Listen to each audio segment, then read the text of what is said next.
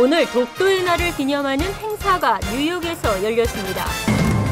무형문화재 영남 교방청 추매대가 박경란 씨의 공연이 내일 뉴저지에서 열립니다. 저소득층 난방비 보조 프로그램의 신청 시기가 다가왔습니다. 올해 뉴욕 뉴저지 일원에서 한국 정부의 교육 지원금을 신청한 학교가 22개 학교로 대폭 늘었습니다. 뉴욕주가 불법 체류자들에게도 운전면허증을 발급하는 방안을 본격 추진하고 있습니다. 이상은 이 시각 주요 뉴스입니다. 여러분 안녕하십니까? KBN 뉴스입니다. 알고 계셨나요? 오늘이 독도의 날인데요. 113년 전 오늘 고종 황제가 대한제국 칙령 제41호에 독도를 울릉도의 부속 섬으로 명시했습니다. 독도의 날을 기념하는 행사가 뉴욕에서도 열렸습니다. 금홍기 기자입니다.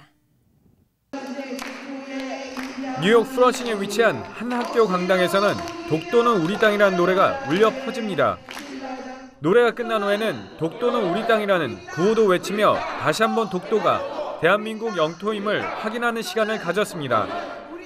이번 독도에 대한 기념을 통해서 뉴욕 날과 더욱 단합해서 대처함으로써 일본 정부의 경고 남북이 정신을 바짝 차리는 계기가 되길 바랍니다.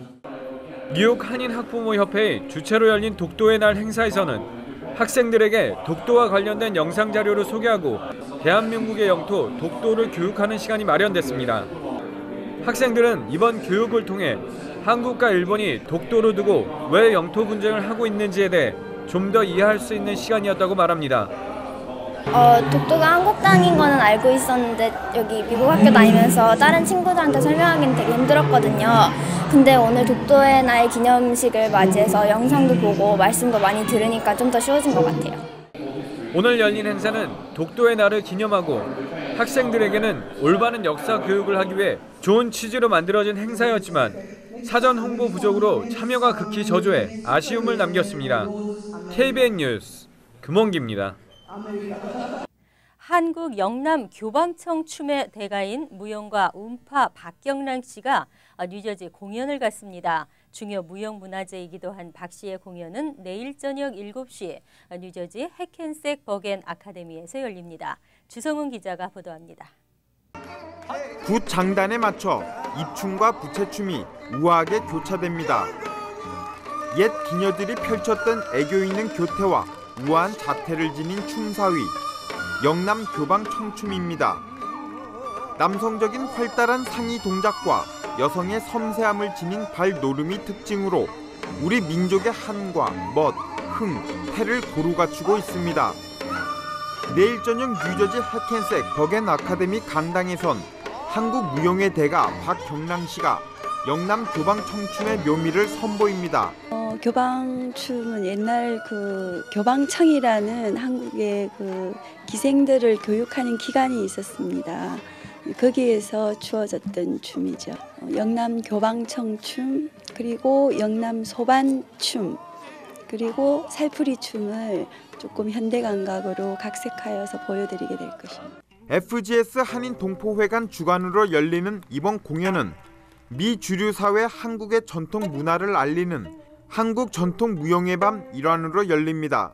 한국의 역사를 서사적으로 보여주는데 우리나라의 전통은 우리 춤의 대가이시고 100년에 한 번 나오실까 말까 하는 그 역사적인 무용의 산 증인이신 박경란 선생님을 초청하여 한국춤의 진수를 보여드릴 거고요. 이외에도 미 동부에서 활동하는 한국 무용가들이 한국 근현대사를 무용으로 재해석한 장구춤과 어린이 뮤지컬단이 협연하는 뮤지컬 공연 등 우리 전통 문화의 향기를 전합니다. KBN 뉴스 주성훈입니다. 겨울철이 되면서 저소득층 가정은 난방비가 부담으로 떠오릅니다. 저소득층 주민들에게 난방비를 보조해주는 프로그램이 있습니다. 자격이 되신다면 서둘러 신청하시기 바랍니다. 본격적인 겨울철을 앞두고 뉴욕주 정치인들이 가정 난방비 지원 프로그램 신청 대행 서비스를 제공하고 있습니다. 란킴 뉴욕주 하원 의원과 토비안 스타비스키 뉴욕주 상원 의원은 오는 11월 18일부터 3월까지 가정 난방비 지원 프로그램 신청을 도울 계획이라고 밝혔습니다. 난방비 지원 프로그램은 저소득층 주민들에게 냉난방비를 보조해주는 프로그램으로 가족 수와 월 소득 수준에 따라 신청 자격이 주어집니다. 최대 $650의 난방비와 최대 $3,000의 난방장치 교체비를 지원받을 수 있습니다. 신청을 원하는 한인들은 이들 정치인 사무실에 사전 예약을 하고 관련 서류를 가지고 직접 사무실을 방문하면 됩니다. 준비하실 서류는 아이디, 렌트비와 난방비 관련 서류, 지난 4주 동안의 수입증명서, 은행 계좌 명세서와 연금을 수령하시는 분은 연금 증명서 등입니다. 특히 영어를 못하는 한인들을 위해 한국어 통역도 제공됩니다. 한편 지난해의 경우 신청 소득 상한선은 1인 기준 월 총수입이 $2,138, 2인 $2,796, 3인 $3,453, 4인 $4,111 미만이었습니다. 한국 정부는 4년 전부터 한국어 과목을 채택하는 해외 정규 학교에 지원을 해오고 있는데요. 올해 뉴욕, 뉴저지 일원에서 지원금을 신청한 초중 고등학교가 대폭 늘었습니다. 2013에서 14학년도 한국어 과목 채택 지원 사업에 뉴욕에서 18개 교, 뉴저지에서 4개 교 등 총 22개 교가 신청한 것으로 나타났습니다. 지원 사업을 시작한 2010에서 11학년도에는 13개 학교가 지원금을 신청했습니다. 그 이듬해에는 14개 교가 신청했고 지난해에도 16개 학교가 신청한 것에 비하면 69%의 성장입니다. 뉴욕 한국교육원은 모두 22개 교에 대한 재정 지원이 이루어진다면 총 $16만 1,000의 예산이 지원된다며 한국 정부 지원으로 한국어를 배우는 지역 일원의 학생은 2,546명에 이를 것으로 전망했습니다. 이는 첫해 1,558명이던 수강생 수와 비교하면 무려 119.9%의 증가입니다. 지난해와 비교해도 36%나 늘어났습니다. 교육원은 김영덕 회장, 이성근 추진의 사무총장, 뉴욕시 이중 언어국의 권현주 박사, 그리고 최윤희 뉴욕 한인 학부모협회 공동 회장 등으로 한국어 채택 지원사업 심사위원회를 구성했습니다. 위원회는 한국어 정규 과목 채택 후 지속적인 운영이 예상되는 학교에 대해 지원을 우대하고 신설 학교에 대한 예산 지원은 최소화한다는 기본 방침을 세웠습니다. 박희동 교육원장은 한류 열풍과 높아진 한국의 위상으로 한국어를 배우려는 지역 정규학교 학생들의 열기가 뜨겁다며 앞으로 정부 예산의 지속적 확대에 힘쓰겠다고 밝혔습니다. 최근 뉴욕주 정치인들이 친이민 정책을 잇따라 발표하고 있는데요. 뉴욕주가 불법 체류자들에게도 운전 면허증을 발급하는 방안을 본격 추진하고 있습니다. 퀸즈, 우드사이드, 잭슨 하이츠 등을 지역구로 둔 호세 페럴타 뉴욕주 상원 의원이 뉴욕 거주 불체자에게 운전 면허증을 발급하도록 하는 법안을 발의했습니다. 그는 주 차량국이 기본적인 자격을 갖춘 불체자에게 운전 면허를 발급해 줌으로써 그들에게 취업의 기회를 확대할 수 있으며 불법 면허 취득으로 인한 사기 피해도 줄일 수 있다고 밝혔습니다. 면허증을 발급받으려면 뉴욕주에 하면서 출신 국가에서 발행했거나 그 외 합법적 신분증을 제시할 수 있어야 합니다. 타주로 이사를 가거나 중범죄 등으로 체포되는 등 자격을 상실하면 차량국이 면허를 취소시킬 수 있습니다. 그리고 미국이나 해외에서 중범죄로 유죄 판결을 받았거나 수배 중인 불체자는 제외됩니다. 이와 관련 란킴 뉴욕주 하원 의원은 지난 2007년 엘리어스 피처 주지사 시절에도 이 같은 법안이 추진됐으나 주민들의 의견을 수렴하지 않았다는 지적으로 성사되지 못했다며 이번에는 이민자 연맹과 민권센터 등 단체들과 논의해 주민 의견 수렴 과정을 충분히 거쳐 하원에서의 법안 상정과 통과에 적극적으로 참여하겠다고 말했습니다. 뉴욕시 이민자 매뉴얼 개정판이 나왔습니다. 이민자 매뉴얼 개정판은 뉴욕시 이민자들이 혜택을 받을 수 있는 공공 서비스를 일목요연하게 정리한 것인데요. 이민자들이 몰라서 받지 못하는 혜택들도 있습니다. 2년 만에 처음 개정된 뉴욕시 이민자 매뉴얼 개정판이 어제 공식적 런칭을 마쳤습니다. 이 웹사이트는 영어는 물론 한국어, 중국어, 러시아어, 스페인어 등 8개 언어로 번역돼 제공됩니다. 우선 이민자를 신분별로 뉴욕시와 주, 연방정부에서 제공하는 공공 혜택을 받을 수 있는지 알려줍니다.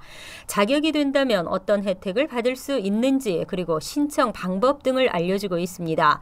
공공 혜택은 식품과 영양에 관한 프로그램을 비롯해 헬스케어 서비스와 건강보험, 공공주택과 세금 공제, 재정 보조 프로그램 등 각 분야별로 정리해 필요한 서비스를 손쉽게 찾아볼 수 있도록 했습니다. 뉴욕시에서는 첫 아이를 임신한 여성에겐 간호사 방문 프로그램을 무료로 제공하고 있습니다. 임신 중이거나 첫 아이가 2살이 될 때까지 엄마의 가정을 간호사가 방문해 도와주는 프로그램입니다.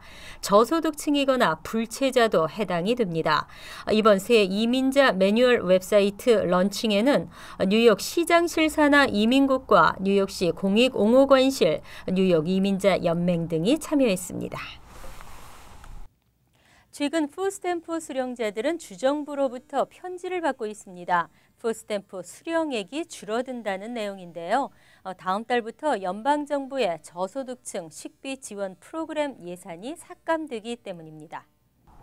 연방정부의 스냅 예산 삭감으로 뉴욕시에서는 190만 명의 푸스탬프 수혜자가 영향을 받게 됩니다. 때문에 다음 달부터 푸스탬프 수혜자들에 대한 식비 지원금은 3인 가구 기준으로 한 달 평균 $29 줄어듭니다. 뉴욕시에서만 매달 1,900만 달러, 연간 2억 2,500만 달러가 감소할 전망입니다. 종전에 제공되던 연간 7,600만 회의 끼니가 사라지는 것입니다. 이는 미국에서 가장 큰 푸드뱅크인 뉴욕 푸드뱅크가 매년 공급하는 양보다도 많은 것입니다. 마가렛 퍼비스 뉴욕 푸드뱅크 최고 경영자는 일부 뉴요커에게는 매달 $29가 그리 크지 않을 수 있지만 이미 경제적으로 어려운 가정에서는 타격이 적지 않을 것이라고 말했습니다. 푸드스탬프는 빈곤층 가정의 식료품 구입비 명목으로 주어지는 식비 지원금입니다. 연방법에 따르면 4인 가족인 경우 연수입이 $3만 미만이거나 연방정부가 규정한 빈곤층 수입의 130% 미만을 벌어야 신청이 가능합니다. 뉴욕에서는 주민의 약 16%가 푸스탬프를 받고 있으며 뉴저지에서는 약 10%가 푸스탬프 혜택을 받고 있습니다. 뉴저지 주민들도 $36 정도의 푸스탬프가 줄어듭니다. 비행기가 물건이나 우편을 나르던 시절 공항은 그리 중요하지 않았습니다. 하지만 항공 여행이 대중화되면서 공항 이용객의 요구도 다양해지고 있는데요. 각종 편의시설에서 더 나아가 거대한 종합 서비스 센터로의 기능이 요구되고 있습니다. 그렇지만 뉴욕의 3대 공항, 아직도 갈 길이 먼 것으로 나타났습니다. 뉴욕 이런 공항들이 최악의 연착률에 이어 편의시설도 부족해 이용객들의 불만이 끊이지를 않고 있습니다. 공항 이용객 옹호단체인 글로벌 게이트웨이 얼라이언스는 지난 23일 전국의 15개 공항을 대상으로 공항 내 편의시설 제공 현황을 조사해 결과를 발표했습니다.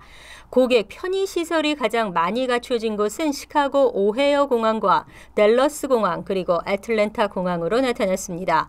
이들은 이번 평가의 기준이 된 15개의 편의시설 중 11개를 갖췄습니다. 하지만 라가디아 공항은 15개 중 구두 닦기 서비스만 이용할 수 있었고 JFK 공항은 구두 닦기 외에 스파, 기도실, 극장, 약국 그리고 야외 대기실이 있었습니다. 뉴욕 공항은 역시 구두 닦기 외에 스파, 기도실, 약국, 호텔 등을 이용할 수 있었습니다. 글로벌 게이트웨이 얼라이언스의 조셉 회장은 뉴욕 이런 공항들의 이용객 수와 연착 시간 등을 고려했을 때 더 많은 편의시설이 필요하다고 밝혔습니다. 한편 통계에 의하면 15개 공항 중 한 곳을 제외한 14곳이 구두 닦기 서비스를 제공하고 있었으며 스파는 12곳, 기도실은 11곳, 공항 내 우체국은 10곳 등이었습니다. 이상으로 KBN 뉴스를 마칩니다. KBN과 함께 즐거운 주말 되시기 바랍니다.